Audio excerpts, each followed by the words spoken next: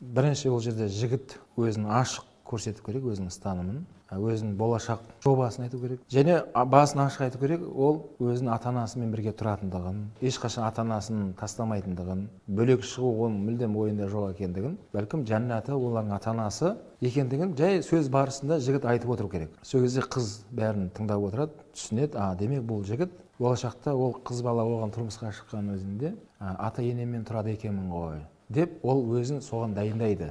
Екінші мәселе айтатын мәселесі жігіттің ол жұмыс жасайды, болашақ жары, болашақта сол балалар есейгенге дейін ол үй шаруасында, ата-анасының қызметінде, қазан ошақтың басында болатындығын айту керек. Өйткені ол сәби балаға қандай керемет дамып кеткен балабақша болмасын, балаға анасының берген, көрсеткен тәрбиесін ешкім бере алмайды. Бала кішкене бір есейіп, қанаты қатайғанға дейін анасы жанында болу керек. Соны жаңағы жігіт айту керек.